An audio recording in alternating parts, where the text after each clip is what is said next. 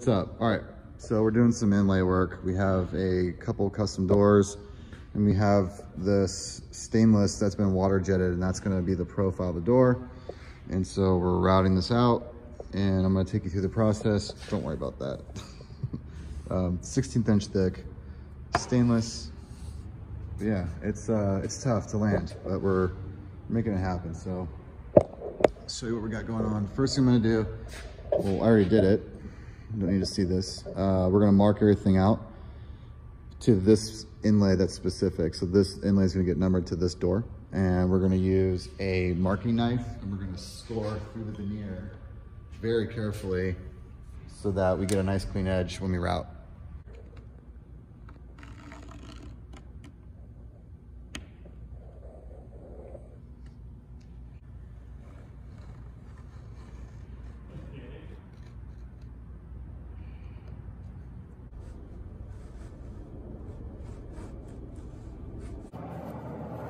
So I'm going to use my Festool router offset to that line that I just scored. Let's see if you can see it.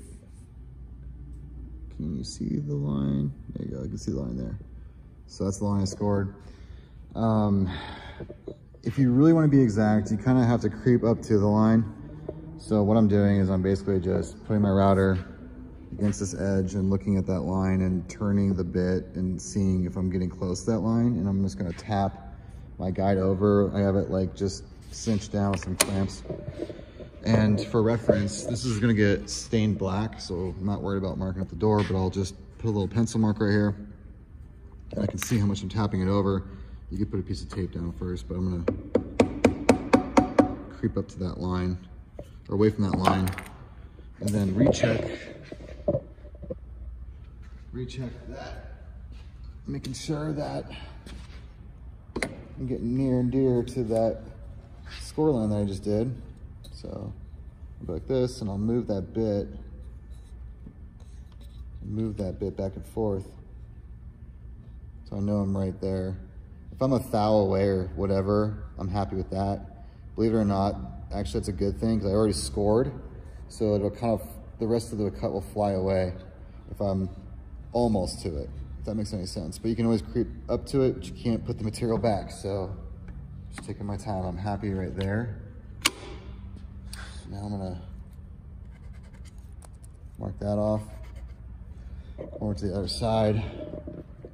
Do the same Z's. And then I'll double check everything when I'm done. This client is really picky. Pickier than I am, if that's possible. So I'm just really trying to dial this in. And it's cool, it's fun.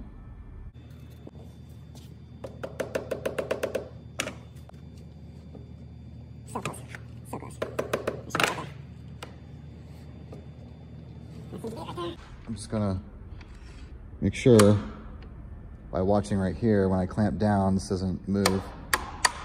Nope, we're good. You can still see that scored line right there. See that scored line right there? That's what we're gonna see if we're near.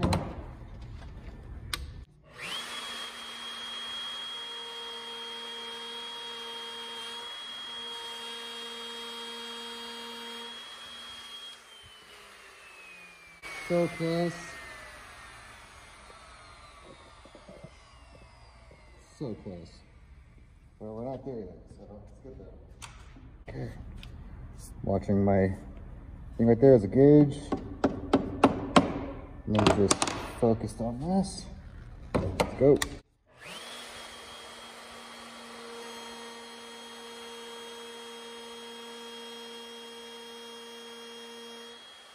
There it is. And as I'm cutting, that extra score is flying away. That's exactly what we want. Now we got to wrap it.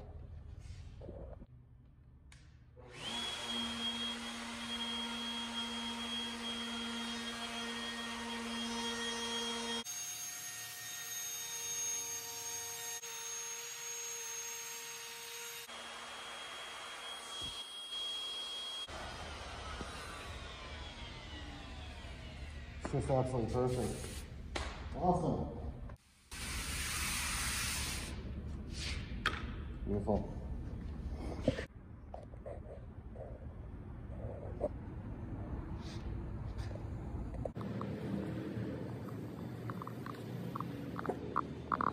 All right, this next part, this is super tricky. I don't even know how to explain this the correct way, and I'm not rehearsing any of these videos. I never do, so bear with me as I try to explain this. Can you see the cut line? Yeah, you can see that. See that score line?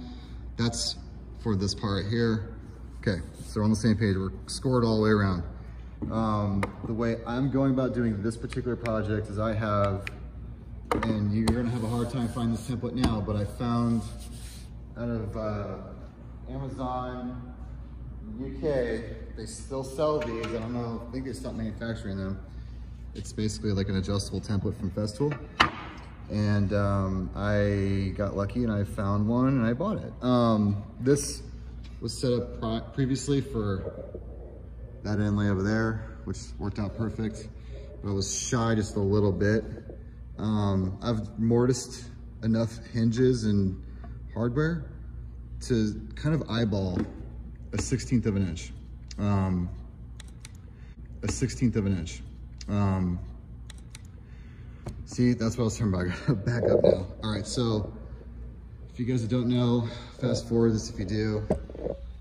1/2 inch router bit, 5/8 collar around it. Gives you a 1/16 of an inch and a 1/16 of an inch overage on both sides, because it's a 5/8 OD on the bushing here and a 1/2 inch cutter. So when I set this template up, I have 1/8 inch blocks. 1/8 inch block right there. Yep, 1/8 inch blocks, and I adjust this template against this. Set my screws. Now I'm good this way, and then I went this way, and I set the feet. Anyway, lift up the template. You can do it however you want. If you don't have one of these, it's not that difficult to make a jig. We just do so much custom hardware. We can't make a jig for every piece of hardware. We will never get anything done. We will just make jigs all day long. So this thing for us as door guys is invaluable. So I'm using this light and I'm looking right here at my score line. I'm definitely a 1/16 away from that line. I'm happy there. I'm a 1/16 there and there. Now I'm ready to clamp this down. And my depth's already set from the previous run. It's the same depth as this, different router. And mortise this out. I hope that's making sense. Like, I don't think it is, but whatever. All right, dudes, here we go. I'm gonna peck first, just to check that side, that side, that side. Make sure that I'm not going too far. It's easier to do a little repair on a 1/2 moon than this is a whole side, so.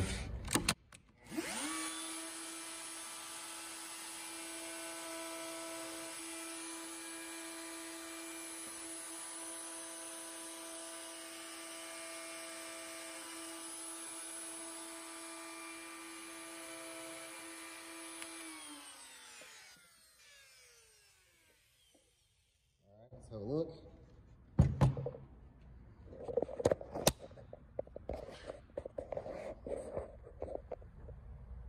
Bang on that line. Bang on that line. And, ooh, a little short.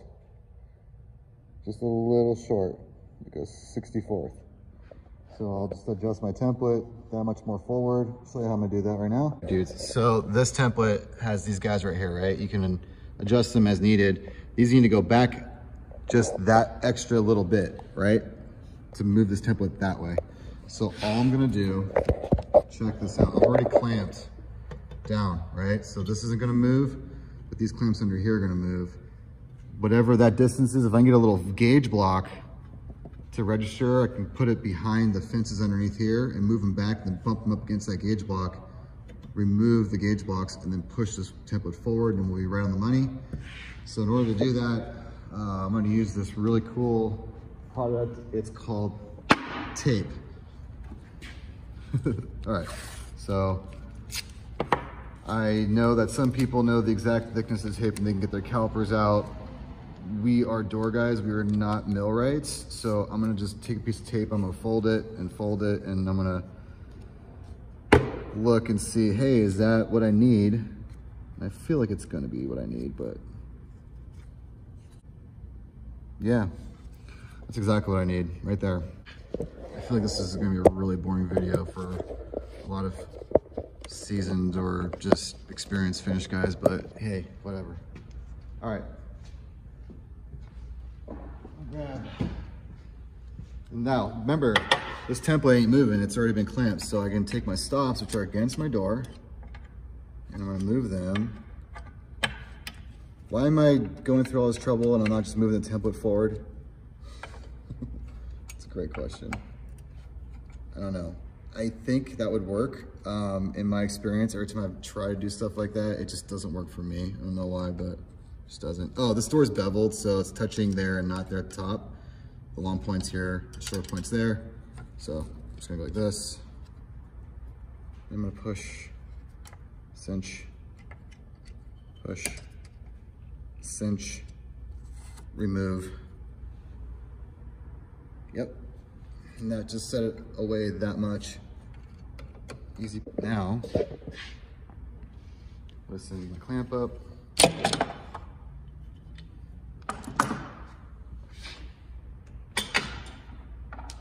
And ready? That's it, that's all we need. I know that the clamp police are probably on their way to arrest me right now. I have to do a final sanding on this door. It's getting stained black. I should have put some sort of like, you know, cushion, cork, whatever on the clamp, but this is white oak. It's super tough, so I'm not worried about it. Oh yeah, we're good to go. Let's do this. It'd be really cool if I had dust collection and it worked well with this router, but there's not enough ventilation in the base plate for the dust to get sucked up into the guide bushing and through the router into the vacuum. Does that make any sense? So we just don't use it. It's just a hose that's gonna get caught up on something and tip the router. We do use dust collection, especially on job sites where we have finished substrates, doors, and, you know, floors and stuff like that. But in this situation, there's just literally no point. It's in my shop.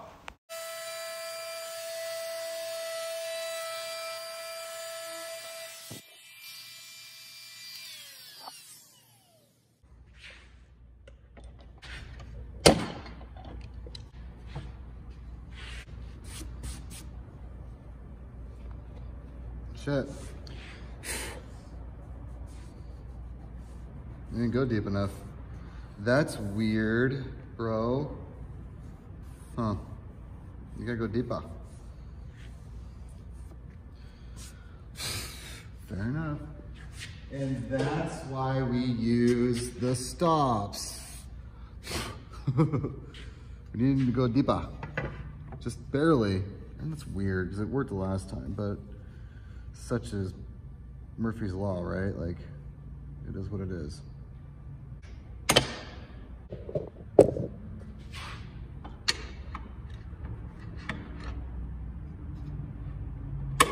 Well, look, yeah, we're a little shy. Okay, fair enough. Go like that. Like that. Just a little bit more. Let's try this real quick.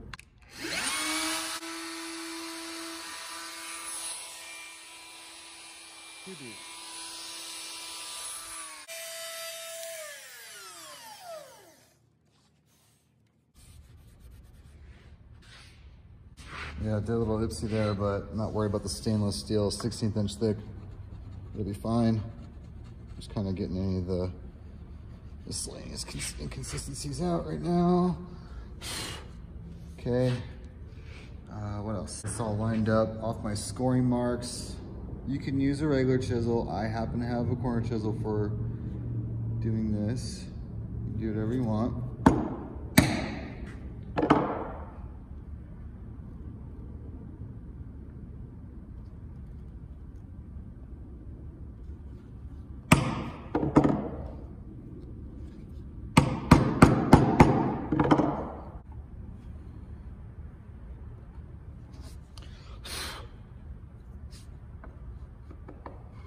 I got a clip, just a hair off that corner and that corner. So when they water jet, you know, it's still a stream, it goes around, and the inside corner is rounded. So we'll just, I mean, barely take some of this off just to get it to clear. Should be good right there. CNC's right here. Bam. All right. Moment of truth. Keep the camera rolling. Let's see how good or bad we did. I have a feeling we'll definitely have to tune this in a little more, but that's all right. You know, just real quick, pull it off.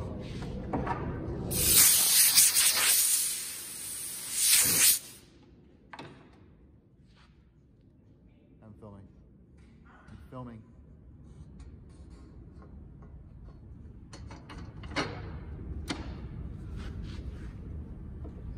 Oh, so close. Just a little bit more on this guy, not by much. Actually, I'm a little short on the bottom. Flush on the top because the inlay's off just a little bit. I'm cool with just going off of this guy right here. All right, so I'm barely missing right here, so I'm gonna grab my marking knife. I'm gonna clamp this thing down so it doesn't move on me. Right here where it's flat. I'm gonna rescore this and just finish it off by hand. Oh, it's like right there too. It's sick. It's right there.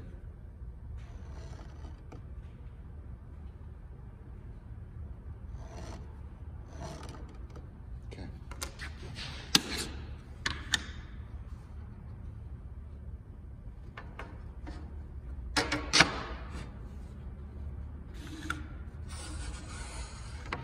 Yeah, it's sick how close that is. Let's look.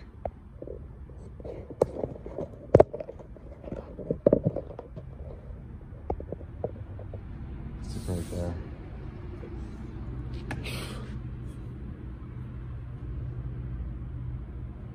You know, I could probably come in this way very carefully. Is my chisel sharp enough? There we go.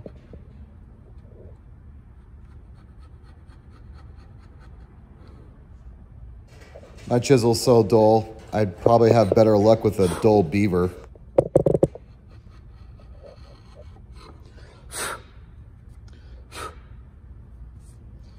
And cheat. Just a little cheater right here.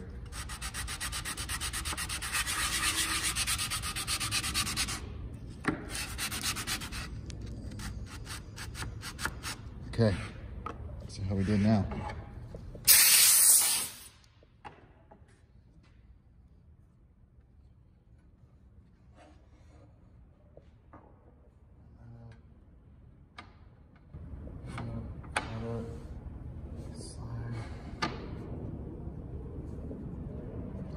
Sorry, bitch, you're right there.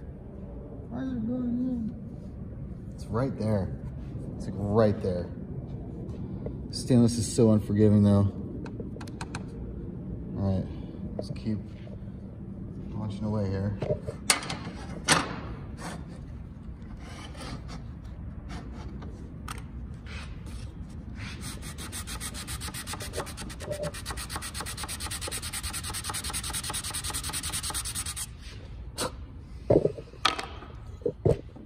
I'm sanding, I'll guarantee that's not as deep as the rest of this was because of the blocks. I'm gonna put my very flat chisel and just get the rest of that right there. There we go.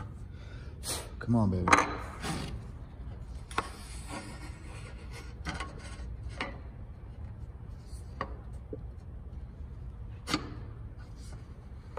There it is. I think we got it. Yes.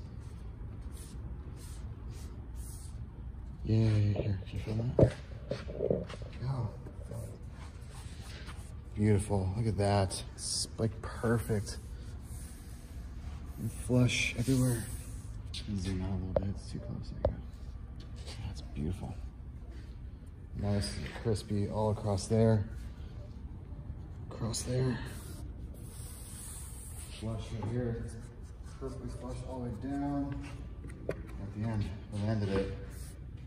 You never know when you're filming, things get kind of messed up and you gotta do a take two. But we did it. All right. All right, now I gotta flip the door over and do the next one.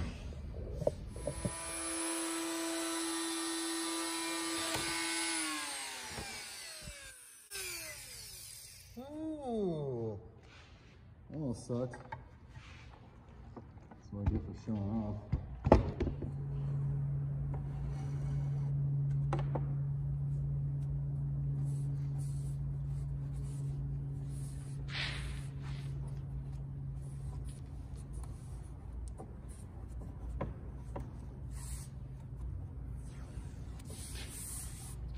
Guys, what's up? So we did not film the process of doing the epoxy, but we're epoxied and taped and everything's nice and flush and looking good. So yeah, sanded to 60 grit. Looking pretty good, really guys. Good cleaning job. And yeah, nice and flush. And once this dries, we'll be going through this and sanding this nice and flush. It's already flush, but just to give it a nice brushed look on the edges, be good to go.